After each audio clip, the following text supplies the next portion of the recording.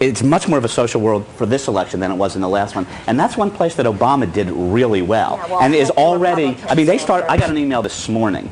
They've already, which is my second now. They've already started campaigning. They're already on the internet. And they are out there.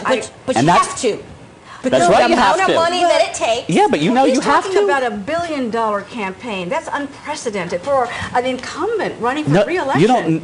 I don't know if you remember this, but during the elections, if you looked at what both candidates were doing on the internet, when I wanted to sign up to get information from Obama's website, really easy. McCain's, it was like 10 days later after I cleared God knows what security to. I think many Republicans would agree that for 2012 we need to get on board this train, because this you better get on board it now if you want to get on board. Yes, absolutely. You know, people are sick of it is saying at the rate we're going, China is going to own us before the 2016 cuts. They're not going to, and they're going to own us. They're not going to own us, but they will be they will be larger than we are. And you know, Bill is saying, Bill de Armand is saying we need term limits. Term limits is the answer, like you pointed out earlier. You know. Well, there's pluses and minuses to that. Okay, the pluses are, you don't like what your guy is doing or your woman is doing, you get them out. But also, remember, keep in mind, when you keep re-electing all these new people, you are not going to have a member who has the experience or the seniority. I agree. So, there's I think, you know what? Although I would say that this people that are freshman congressmen that were brought in as Tea Party, riding the wave of the Tea Party movement, they are holding their own in a very interesting way. And when we saw this continuing resolution issue happening with the shutdown, they really gave Boehner a run for his money. Yeah. And you know why? Because, again, they understood what their constituents wanted them to do. They understood what their constituents wanted, and they don't care about staying in Washington. That's right. Yeah, they don't. A very good because point, they came to change Washington. They came to change. They are listening to what their constituents said they wanted them to do, and that's what they're going to do. But I'm not sure if that's an argument for Trump. I mean, that town is so complicated, and the elder statesmen and stateswomen in D.C. that know the way the town works, it's just like in a company when there's a transition.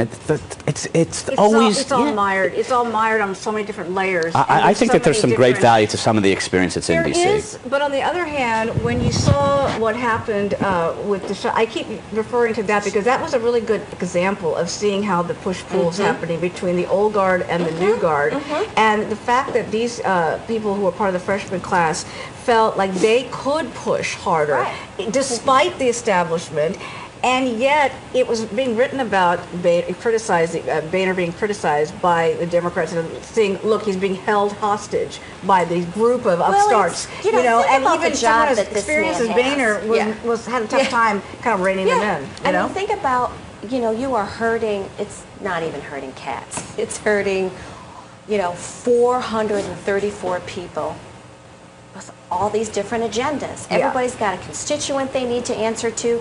I think it's one of the most difficult jobs you can have. Yeah, absolutely. Because everyone has someone they need to answer to in their district. And your district is not going to be the same as Joe Blow's district. Tracy's asking where the HE ... has experience gotten us so far. HE.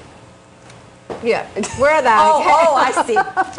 Well, yeah. I'll say where the heck. Right. Yeah, that's a good point. You got a good point. That's right. That's a good comeback. Yeah, there you go. I lose that argument. There's her answer to term limits. And this is from Macon. He's saying the government is telling too many blatant lies. The government has no credibility any longer. I mean, that's how people are really feeling to a large extent.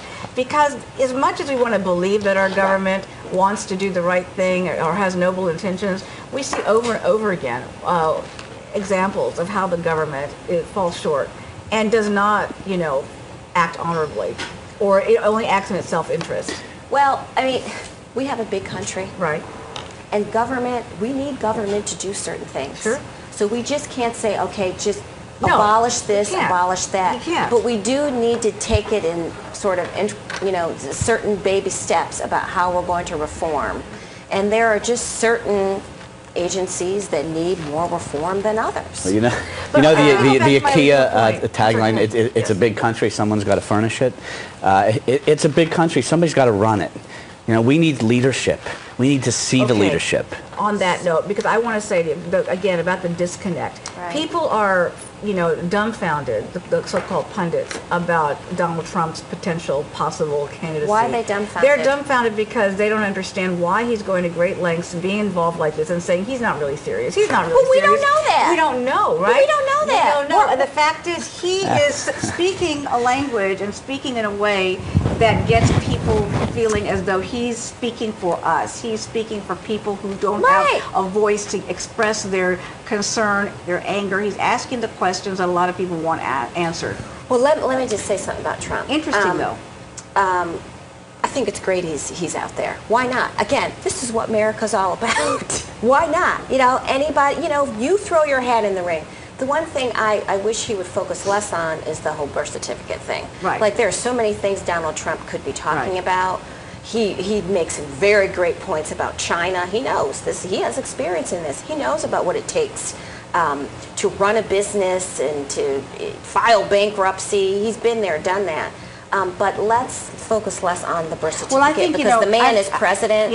He's obviously given enough documents to prove that he is an American citizen. Fine by me. Let's move on. I'm up against the clock, but it's interesting to say one thing about this, is that there have been polls conducted that even though people may be upset about or concerned about the birther issue, they're willing to set it aside for a moment because he's speaking on the larger issues to things that they're very upset about. Yeah, China, exactly. So that is another reason he's leading in the polls right now. But I think it's fascinating how the so-called experts are saying, it's not going to happen. I just think anybody who really knows him is, to really know him, he's a master, a master at publicity, and right now he's doing a masterful job. He's doing a great job.